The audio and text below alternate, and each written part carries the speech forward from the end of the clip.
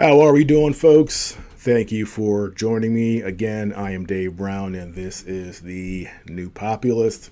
I hope you had a good 4th of July if you're an American. Here in the DC area, we got a really nice treat. They had the B-2 bomber accompanied by two F-22s flying overhead, making a low pass around the area, and I had a B-2 fly directly over my house, and it was one of the coolest things I've ever seen. Such an amazing airplane. It looks so different than any other airplane, having that bat wing shape, and it almost made me feel sorry for our enemies who have to deal with this amazing piece of technology, stealth technology that is, I think now, about 40 years old. So American engineering is pretty fantastic, and I can only imagine what we have now that the government is not telling us about. So that was really cool. Now, in this video, I want to talk about a couple of things. The big, beautiful bill, and Elon Musk, who is right now making a big stink on X, and I'm sure you're aware of that. But starting with the big, beautiful bill, not one of my favorite topics. These congressional bills, congressional fights, they're boring, they're tedious, they're predictable. They go back and forth for a few weeks. Of course, the media takes the side of the Democrats and pumps them up. And they go back and forth, they make concessions, and eventually they pass something that no one really likes that much. And this bill is no exception. It's not horrible, but it's not great either. And it does raise the debt ceiling. So not a great bill, but the way that our system is constructed and the fact that Republicans have a very slim majority in the House, it is essentially impossible to pass anything that's going to balance the budget. And that is what our libertarian friends don't really want to acknowledge. They are idealists, and if they don't get it their way, they stomp their feet and they throw temper tantrums, and that's what we've seen with some of our libertarian friends of late. And I do share some of their concerns, obviously. In principle, they're right. We should pass a balanced budget. But again, how do you pass a balanced budget when you have a very slim majority and you have a Republican Party, half of whom are rhinos, not really staunch, America first, fiscal responsible people? How do you do it? Well, you can't. And so here we are with this bill that, again, has some good stuff and a bunch of pork and a bunch of other nonsense. Now, getting to Elon Musk, he is starting a third party, apparently, the America Party. Just took 6 months for him to finally completely turn on Donald Trump and the Republicans. And I warned you about Elon Musk back in December. There were all these red flags that he was not somebody we could trust, and somebody that is a absolute egotistical maniac. And that's what he is. He reminds me of a character from the movie Prometheus. If you haven't seen it, it's I think a prequel to the Alien series or Alien movies. And it features a billionaire industrialist, inventor, who is trying to contact the people who created the aliens, this alien race, because he wants to live forever. And he has this God complex. And that is what Elon Musk is. He has a God complex. And here's the character right here, Peter Whalen. Musk thinks that he is going to be this pivotal figure in human history that's going to change everything, change our civilization. And he wants to live forever. I guarantee you, before he dies, he's going to try to transfer his brain into AI or something like that. That's the kind of person that Musk is, and he has these weird things about reproduction. He has several children with different baby mamas. So he's a weird guy, an egotistical guy, much more egotistical than Donald Trump, ironically enough. And he's, again, right now stomping his feet. And just as a reminder, back in December again, it was the H-1B visa issue. And what was so concerning about that was you got a guy who is the richest man in the world, and you have regular people who have legitimate concerns about how that H-1B visa program might affect their employment. People who are just trying to pay their bills. So Elon Musk, instead of going, okay, I understand why people are concerned, and explaining his side, what did he do? Well, he put out this tweet. I'll read again here. He says, the reason I'm in America, along with so many critical people who built SpaceX, Tesla, and hundreds of other companies that made America strong, is because of H-1B. Take a big step back and bleep yourself in the face. I will go to war on this issue, the likes of which you cannot possibly comprehend.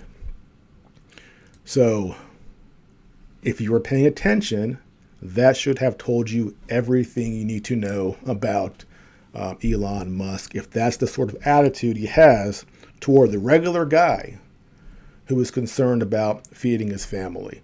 So Musk prioritizes his vision over everybody else's, and he will go to war against anybody who disagrees with him. So Trump was very friendly toward Musk, promoted his company, certainly pushed some issues that were dear to Musk, the South Africans, coming to the United States and some of the violence down there. He listened to Musk. The H-1B visa program, Trump actually supports. So Trump did a lot for Elon Musk, but it wasn't enough because it wasn't everything.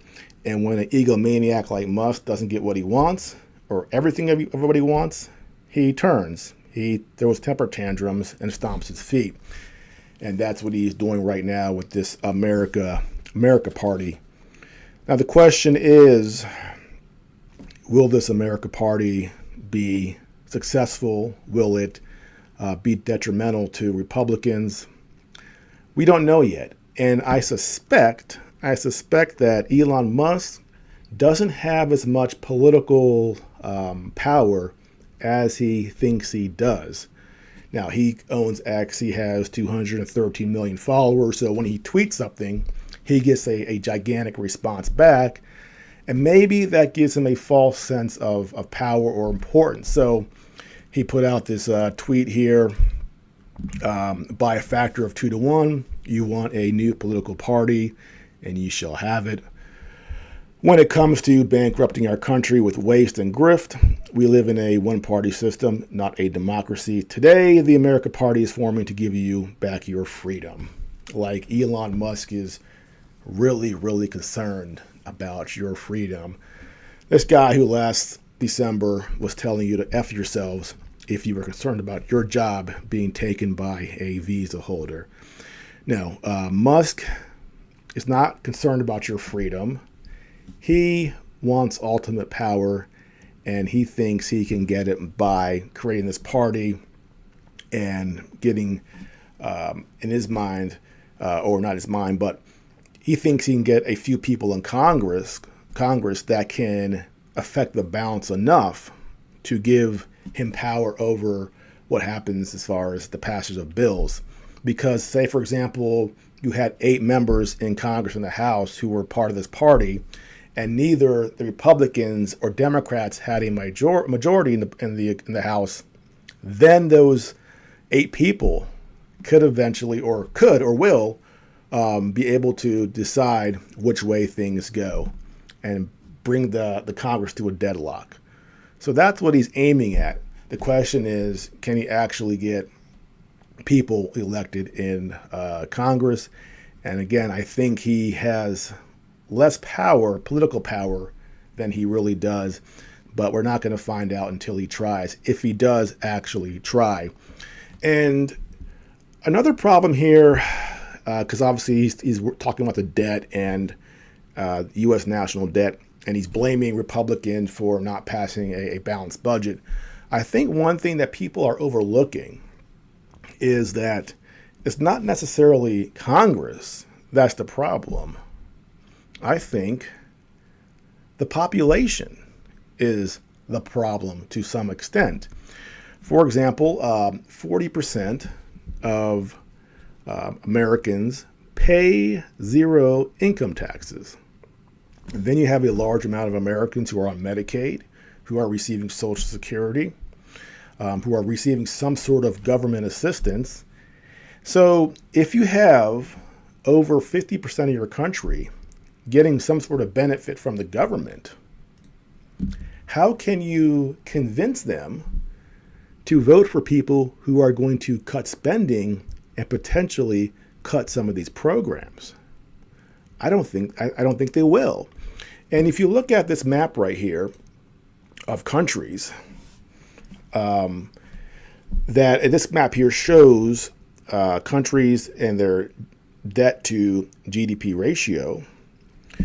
The countries in the dark orange have a debt that is 100% or more of their GDP. And notice where these countries are. They are in Western Europe and in North America. So we have Canada, the United States, France, Spain, England, India, our largest democracy. All these countries have very large national debts, and all these countries are democracies. So I think the real problem is that people in democracies are not going to vote for people who will cut spending and bring austerity to the government. That might be the bigger problem, not just the people in Congress. For example, Lindsey Graham, South Carolina, scumbag extraordinaire. Why does he get reelected every Senate election in South Carolina? Why? Well, in South Carolina, you have a very large defense industry down there. And what does Lindsey Graham bring to South Carolina? Well, more jobs and more money because he supports the military-industrial complex. Shocker. People vote for what directly impacts them. I live in Maryland. When they started cutting DOGE, or when DOGE was making cuts to the federal government, all around my neighborhood, these signs were popping up saying, "Protect our federal workers." I guarantee you don't see these signs in Montana, but I live in Maryland. I live 15 minutes, 20 minutes outside of Washington, D.C. Half of my neighbors work for the federal government, so it directly affects them.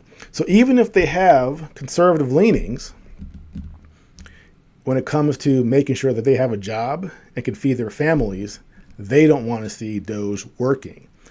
And every representative in every district and every state, they have their own little industries there that they're protecting. And people in those districts are voting for a person who will protect their particular set of circumstances there. And that's why when Congress gets together and passes a bill, you get bills that keep on raising the debt ceiling and doesn't actually balance the budget. So that is the bigger issue, I think, is that people in democracies, especially large democracies, won't vote for austerity measures. And the larger the democracy, the harder it is to get those people to vote that way. Now, there are some smaller countries, Norway, for example, that have better debt to GDP ratios, but they are small countries with a homogeneous population and specific circumstances that allow them to not have that much debt. But your large countries with large populations, the United States, France, England, Spain, all have massive amounts of debt. And honestly, I don't know how you fix that problem when people simply won't vote for austerity. I know that's the answer that people don't want to hear, but unfortunately, that may be the truth. Well, that is it for now. If you're new to my channel, like and subscribe, and I will see you next time.